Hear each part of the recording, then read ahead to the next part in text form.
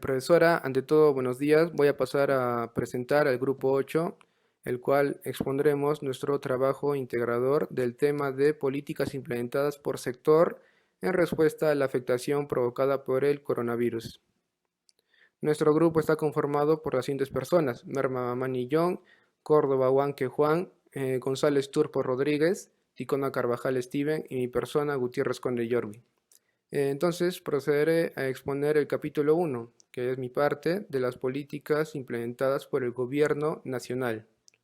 Estas medidas establecidas al inicio de esta propagación del virus en el Perú. Entonces procederé con la exposición. En conferencia de prensa virtual, el mandatario de la República, Martín Vizcarra Cornejo, se dirigió a la población para dar los últimos reportes e informes sobre las medidas establecidas ante esta propagación del coronavirus. El Poder Ejecutivo entonces tuvo que adaptar una serie de medidas a escala nacional para evitar la propagación de este virus. Y a continuación voy a exponer cada una de estas medidas establecidas. Primero está la transferencia de recursos por 100 millones de soles para el Ministerio de Salud, destinado a reforzar los sistemas de prevención, control, vigilancia y respuesta sanitaria. Las clases de escuelas públicas y privadas de todo el Perú quedaron suspendidas. Eso también cuenta en universidades e institutos, todos pasando a una modalidad virtual, en la que tuvimos muchos inconvenientes, ya que no muchas de las personas contaban con acceso a aparatos electrónicos o internet y no pudieron acceder a esta plataforma virtual. Luego está la cuarentena domiciliaria para los pasajeros que ingresen al país provenientes de países que eran focos infecciosos, como sería China, Francia, España e Italia, por un periodo de 14 días. El Ministerio de Educación dispondrá de 165 millones de soles en la adquisición de kits de higiene para fortalecer las acciones preventivas en sus centros educativos. La prohibición de todos los eventos y actividades que impliquen una gran aglomeración de personas con un límite de 300 personas. Transferencias presupuestales adicionales a las universidades públicas y otras entidades del Estado. Esto para garantizar óptimas condiciones de salubridad y dotación de agua. La creación de una comisión multisectorial liderada por la Presidencia del Consejo de Ministros. Está encargada de continuar tratando acciones para poder mitigar esta propagación del virus. La prórroga de la declaración jurada del impuesto a la renta del 30 de junio para las micro, pequeños y medianas empresas, con el fin de que no se vean afectadas ante esta pandemia. El arancel cero para la importación de medicamentos e insumos médicos, bastante importante para las personas. Coordinación de videoconferencia con mandatarios de los países, esto a fin de intercambiar información, criterio y establecer las medidas correctas. La suspensión de los vuelos procedentes de Europa y Asia. La emergencia sanitaria escala a nivel nacional por un periodo de 90 días establecidos. La entrega de un bono de 380 soles a hogares en extrema pobreza, el cual no tuvo bastantes buenos resultados, ya que no llegó a todas las personas vulnerables que sufrieron bastante en esta crisis. Luego está el puente aéreo para los compatriotas varados en diversos países para poder repatriarlos a través de vuelos aéreos. El estado de emergencia nacional por un plazo de 15 días. El cierre de todas las fronteras, estos ya sean viajes interprovinciales, ya sea por tierra, agua, aéreo y marítimo. El transporte de carga y mercancía no se encontraba incluido en esto, el cual sí se daba con normalidad. La realización de la toma de muestras a domicilio a las personas que presenten síntomas del virus. Empleadores del sector público y privado tenían que modificar su lugar de presentación para servicios de sus trabajadores, utilizando medios y mecanismos que posibiliten la mitigación de este virus. De manera excepcional, se otorgará una bonificación extraordinaria para el personal de salud que se veía bastante expuesto ante esta crisis. Luego está el bono extraordinario para la labor efectiva del personal asistencial del Seguro Social de Salud. La transferencia de 40 millones de soles a favor del Ministerio de Desarrollo e Inclusión Social para la organización y desarrollo de una red de soporte del adulto mayor que tenía bastante riesgo y la persona con discapacidad severa. Los ministerios de salud y de la mujer y poblaciones vulnerables, así como los gobiernos regionales y locales, contarán con recursos para financiar el desarrollo de un servicio de visitas domiciliarias y seguimientos con sus respectivas jurisdicciones. Luego está la inmovilización social obligatoria, esto establecido de 8 de la noche a 5 de la mañana en todo el país. La prohibición de circulación de vehículos particulares y el pago de los recibos de agua marzo se postergó y en los siguientes meses se podrá pagar estos. Bien, sería todo de mi parte. Muchas gracias. Continuando con la exposición de mi anterior compañero, mi nombre es Rodrigo Jara González Turpo y vengo a explicar las políticas implementadas por el gobierno regional en respuesta a la afectación provocada por el COVID-19. El programa Barrio Libre de COVID en Arequipa permitió detectar 77 casos positivos a esta llamada enfermedad, a más de una semana de haberse iniciado la campaña que busca detectar casa por casa nuevos pacientes y desarrollar un cerco epidemiológico, el cual sería bastante beneficioso para frenar el avance de esta enfermedad. Durante la actividad está a cargo de la Gerencia Regional de Salud Jereza. Por medio de la red Arequipa Caylloma se aplicó en los últimos días 1.698 pruebas rápidas en los distritos de Cerro Colorado, Mariano Melgar y Paucarpata. En el distrito de Cerro Colorado se intervino puntos de calor. Estos puntos de calor han sido previamente analizados por expertos para detectar en dónde hay más concentración de casos sospechosos de esta enfermedad. En el sector Alto Libertad se tamizó a 515 personas, es decir, se seleccionó a 515 personas, de las cuales 192 eran casos sospechosos. Se les aplicó la prueba rápida para el diagnóstico y descarte de esta llamada enfermedad. Se registraron 14 casos positivos a COVID. En el segundo sector visitado, en el distrito de Cerro Colorado, fue Semirural Pachacute, donde se atendió a 688 personas e identificó a 136 casos sospechosos de COVID. El test permitió diagnosticar 20 casos positivos de coronavirus, personas que ya cumplen el aislamiento obligatorio domiciliario. Recordemos que este aislamiento obligatorio domiciliario fue esencial en los primeros días para frenar el avance de esta llamada enfermedad COVID-19. En el distrito de Mariano Melgar se visitó las avenidas Lima, Ayacucho y las calles Arias Aragués y Juan Manuel Polar. Durante 2 días se atendió a 226 personas y se identificó 127 casos sospechosos, a los que se les aplicó la prueba rápida y confirmó 25 casos positivos. Mientras que en el distrito de Paucarpata, en el sector de Luz y Alegría y en Ciudad Blanca, fueron atendidas 269 personas y se identificaron 158 casos sospechosos de la enfermedad. Tras pasar el llamado test, el test de descarte de COVID-19, se diagnosticaron 18 casos positivos a esta llamada enfermedad.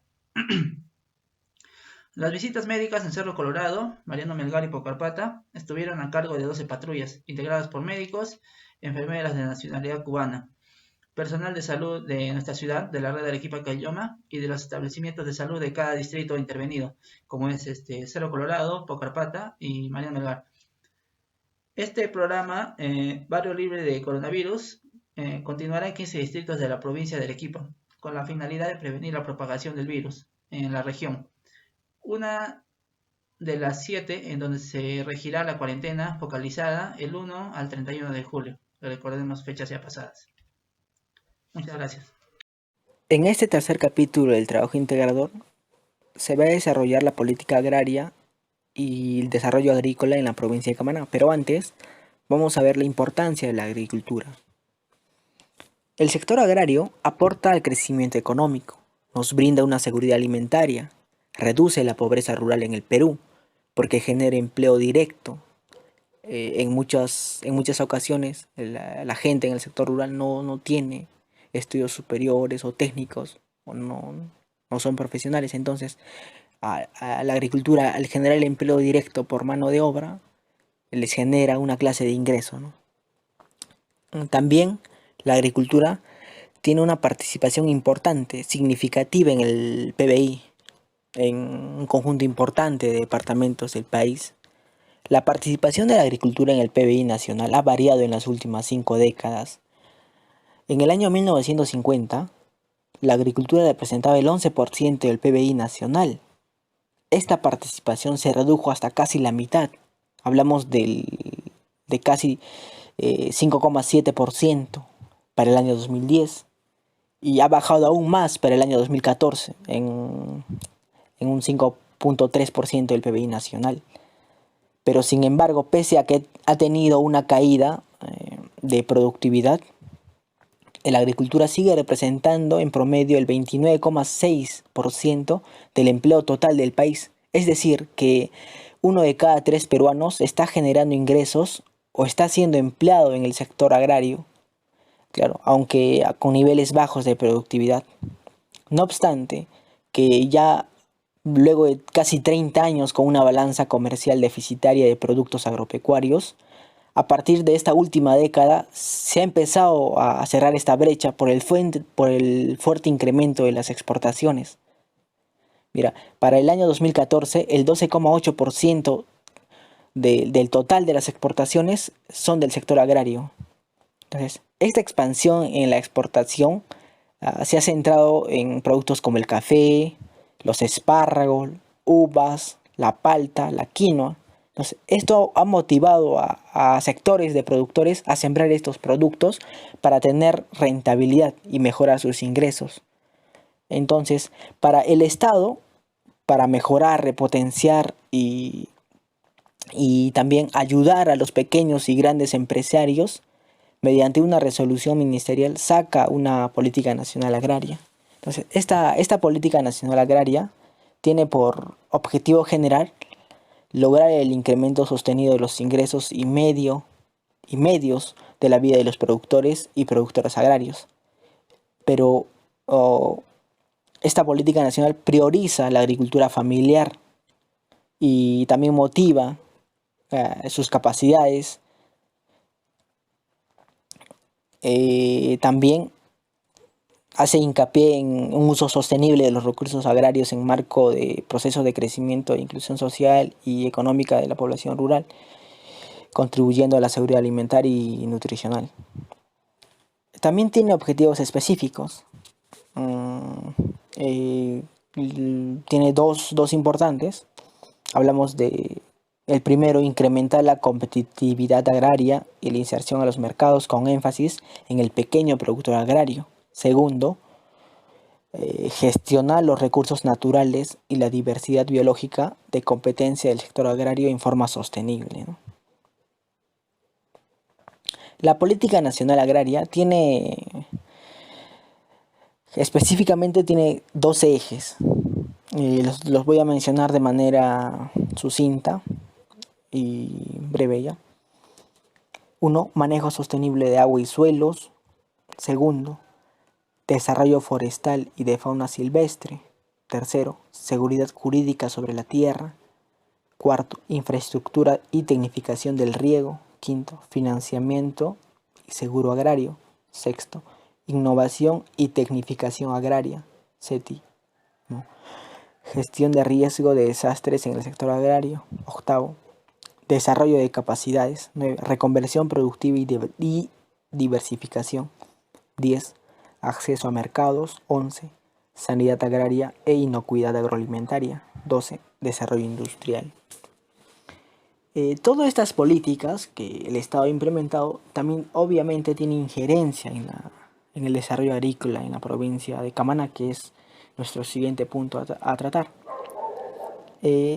Vemos aquí en la diapositiva que tenemos el siguiente documento, ¿no? Este documento ha sido rescatado del portal web del gobierno regional de Arequipa, en donde muestra algunos productos que tiene la provincia de Camaná, ¿no? Que nos ofrece.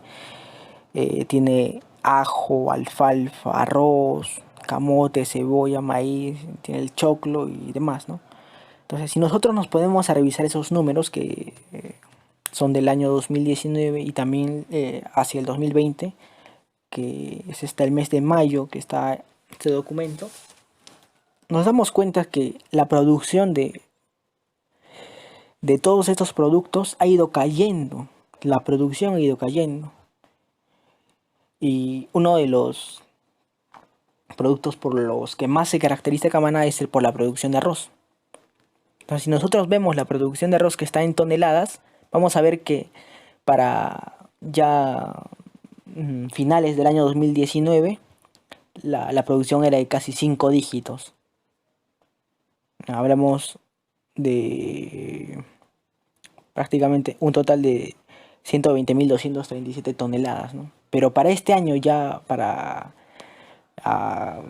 los meses de abril, mayo, vemos que ya tiene 4 dígitos. Entonces, esto representa también una caída en la producción. Y si revisamos, también tiene una alza de 2 dígitos en cuanto al precio en la chácara. Entonces, todo esto también se refleja en todos esos productos. Tiene que ver, entonces, si nosotros buscamos un motivo, es claro que al estar nosotros en confinamiento, en aislamiento, ha habido poca producción de arroz. La poca producción de arroz, esto ha motivado una alza de precios, ¿no? También al existir mayor consumo, la demanda también va a subir. Entonces todo este análisis lo podemos hacer en este cuadro, ¿no? Si nosotros queremos de algún producto en específico, vamos al cuadro y nos bota, ¿no? Tenemos las siguientes variables: producción, cosecha, rendimiento, el precio. Entonces todo eso lo podemos mirar la imagen o ir al portal web. Entonces, eso sería todo el desarrollo del capítulo 3. Siguiendo con la exposición, mi nombre es Juan Carlos Córdoba Huanque y el capítulo que sigue es Política Económica para Manejo Eficiente de Recursos Naturales y Medio Ambiente en la provincia de Camaná. Me gustaría empezar diciendo de que el medio ambiente y los recursos naturales son un factor muy importante a nivel mundial, ya que a través de ello podemos obtener el agua, comida, combustible y materias primas. Estos nos sirven para fabricar cosas que utilizamos en nuestra vida diaria. También tenemos que tener en cuenta que hacer un mal uso de lo único que nos puede traer es ponerlo en peligro, incluso llegar a agotarlo. Sabemos que estamos pasando una realidad muy difícil y que algunas de las políticas que ha decidido tomar el gobierno regional de Arequipa es el de transferir más de 59 millones de soles a las municipalidades de las 8 provincias de la región. Entre ellas se encuentra Camaná, como parte de un plan de reactivación económica regional. Esta nos permitirá ejecutar 62 proyectos y generar más de 70.000 puestos de trabajo.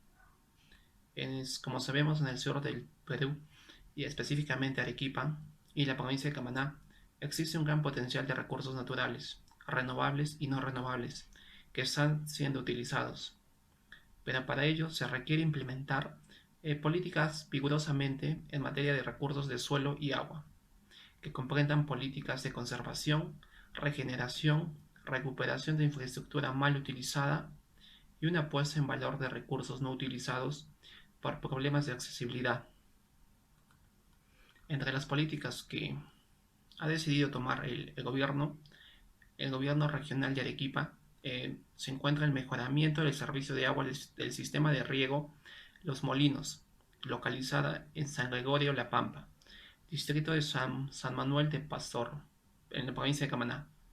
También se busca el cumplimiento al 67% del Planefa 2017 en el sector de pequeña minería artesanal y el sector de pesca. También se busca identificar y desarrollar mecanismos de financiamiento para la certificación y fiscalización ambiental. También se ha llegado a crear un comité de vigilancia ambiental para una minería sostenible, llamada COVANS. Esta busca una vigilancia ambiental en actividades de minería metálica y no metálica, ya que en esa provincia abunda la informalidad. También el terminal de recepción de almacenamiento, un despacho de combustible líquido que se encuentra en Mollendo, que se especializa en hidrocarburos. También una implementación de la campaña Arequipa Sostenible. Esta busca que las empresas públicas y privadas contribuyan a minimizar sus impactos sobre el ambiente, mejorando el desempeño del país frente a la contaminación. Y también el porcentaje de avance del proceso de zonificación ecológica económica a nivel de microzonificación en los gobiernos locales provinciales, una mejora de capacidades productivas y económicas. Entre estas políticas, las que más destacan es el mejoramiento del servicio de agua del sistema de riego Los Molinos, que se encuentra localizada en San Gregorio, La Pampa. Otros serían las diversas políticas que ha venido implementando el gobierno regional de Arequipa para poder mitigar la contaminación del río Camaná, ya que es uno de los recursos más importantes que tiene esta provincia. Muy buenas tardes con todos. Les habla Daniel Steven Ticona Carvajal, integrante del grupo número 8, quienes hablará sobre una propuesta tecnológica propuesta por el gobierno del Perú para ayudar al sector agrícola. La pandemia mundial del COVID-19 ha puesto al mundo y los gobiernos en una encrucijada. Por un lado, para garantizar la salud y bienestar humano, y por otro lado, para definir las estrategias que garanticen la alimentación de la población mundial. Debido al COVID-19, nuestras vidas, que pasaron de ser lo común y corriente de cada año, han pasado a ser aisladas y retenidas a contra de nuestra voluntad debido al COVID-19 para evitar menos contagios. Esto ha afectado al sector agrícola bastante fuerte, debido a que los agricultores no pueden salir y no pueden hacer el sistema de riego como lo solían hacer. Tienen ciertos requisitos para salir y controlar sus cosechas, pero no están del todo aseguradas y no están del todo cubiertas. A continuación, una recompilación de diferentes tecnologías disponibles en el sector agrícola para optimizar procesos agroindustriales, incluyendo temas de sustentabilidad y cambio climático, y para enfrentar los efectos del COVID-19.